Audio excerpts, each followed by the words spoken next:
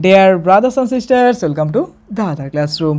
Class 8-এর প্রথম unit টেস্টের সংস্কৃত প্রশ্ন পূর্ণমান 30 সময় 1 ঘন্টা। আমরা এই প্রশ্নগুলোই সলভ করব।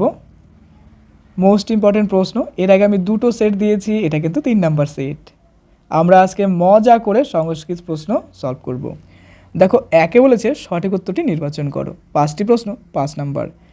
1 নাম্বার, লতা শব্দের দ্বিতীয়র বহুবচন রূপটি হলো। দেখো, আমরা পড়েছিলাম লতা, লতেই, লতা, লতাভ্যাম, মনে আছে? তো ওখানকারই কিন্তু আমাদের এখানে বলেছে দ্বিতীয়র বহুবচন। তো দ্বিতীয়র বহুবচন কী হয় বলো তো? লতা, লতেই, লতা, তাই না? বিসর্গযোগ, অর্থাৎ লতা, লতা। তো দেখো, এখানে অপশন নাম্বার বি যেটা আছে এটা হবে এই বি নাম্বারটা, অর্থাৎ লতা কী হয়ে যাবে? লতা বিসর্গযোগে হয়ে যাবে হচ্ছে দ্বিতীয় বহুবচন।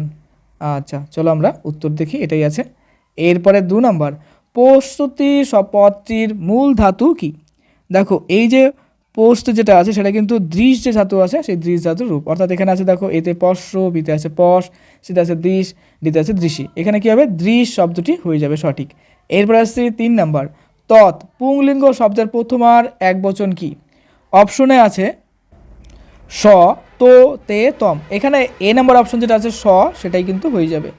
এরপর আসছি 4 নাম্বার, লিখনম পদটি শব্দটি কোন লিঙ্গের উদাহরণ?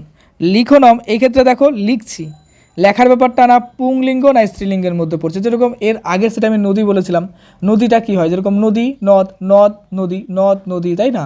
এক্ষেত্রে দেখো, নদটা যদি পুংলিঙ্গ হয় তাহলে নদীটা স্ত্রীলিঙ্গ, তাই না? কিন্তু এই ক্ষেত্রে লিখনম, যেরকম ফলম ছিল, এর তার আগে সেটা ফলম দিয়েছিলাম, এই ফলমের ক্ষেত্রে কিন্তু আমরা পুংলিঙ্গ স্ত্রীলিঙ্গ বলতে পারি না, তাই না? তো এইগুলোকে বলা হয় কি বলতো? আমরা এগুলোকে বলবো ক্লীবলিঙ্গ। চলে আসছে নেক্সটে 5 নাম্বার। দেখো, এখানে বলছে বদন্তি পদটি কোন পুরুষে আছে? তো বদন্তি পদটি কিন্তু আমরা এখানে আছে প্রথম পুরুষ, মধ্যম পুরুষ, উত্তম পুরুষ, কোনোটি না।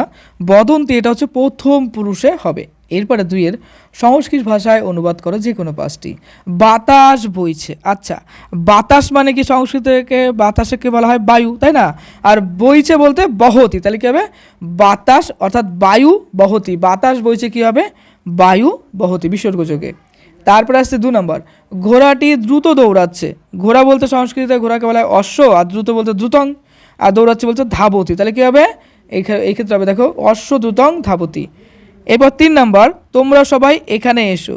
তো তোমরা বলতে ইয়ম বলবো, তারপরে বলবো কি অত্র, তারপরে বলবো আগচ্ছত। নেক্সট 4 নম্বর, আকাশ নীল, আকাশ নীল। এরপর আসি মা জল আনছেন। এখানে দেখো, মা বলতে সংস্কৃতে মাতা বলা হয়, জল বলতে জলম, আর আনছে বলতে আনয়তি। তাহলে কেউ হচ্ছে এখানে মাতা জলম আনয়তি।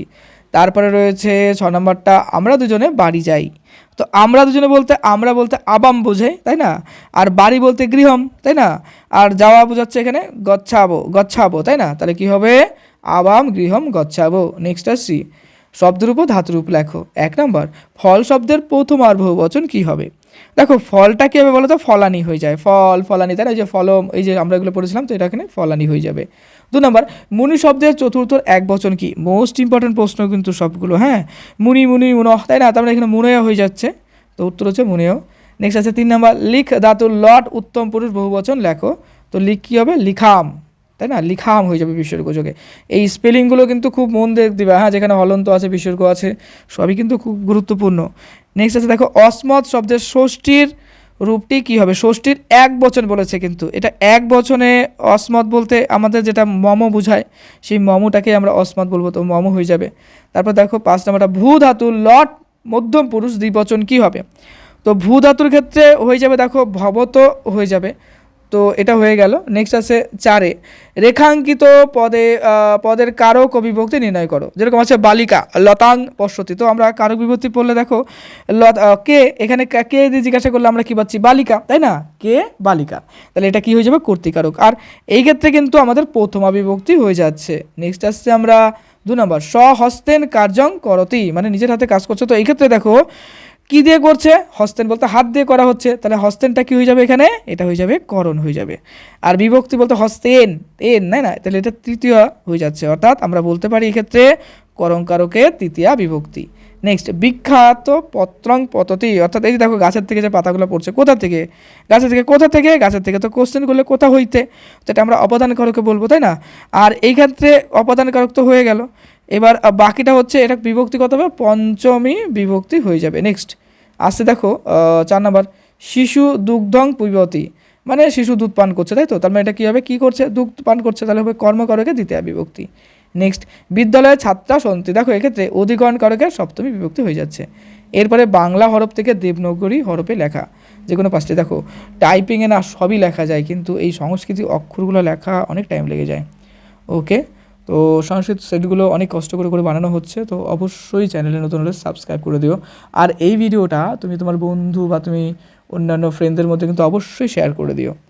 আর স্যার বা ম্যাডাম যদি থাকে তাদেরকেও শেয়ার করে দেবে, কেমন কোশ্চেন সেট হচ্ছে অবশ্যই তাদের মতামতও দেখবে। তো এই কারণে বললাম যে যেহেতু টাইপিংয়ে অনেক কষ্ট হয়, অবশ্যই সাপোর্ট করো, সাবস্ক্রাইব করে দিও। দেখো এখানে বাংলা হরফ থেকে দেবনাগরী, মানে দেবনাগরী বলতে সংস্কৃত অক্ষর লিখতে হবে। প্রথম প্রশ্ন দেখো বলছে আকাশ, তো আকাশটা যদি আমরা লিখি তো এইভাবে আমরা নর্মালি লিখব। দেখো আকাশ বলতে আমরা সংস্কৃত অক্ষরে এইভাবে লিখব, এই দেখো আ, তারপরে কাশ, তারপরে লাস্টে আছে তালিবর্ষ, তাই তো? তাহলে এরকমভাবে দেব। তো এই অক্ষরটা না আসে না, জানো, ওয়ার্ড প্রেসে করলে খুব কষ্ট হয়, আসে না। তো যে কারণে এইভাবে লিখলাম আকাশ। আমি তোমাদের সঠিকটাও লিখে দিলাম, এটাও লিখে দিলাম।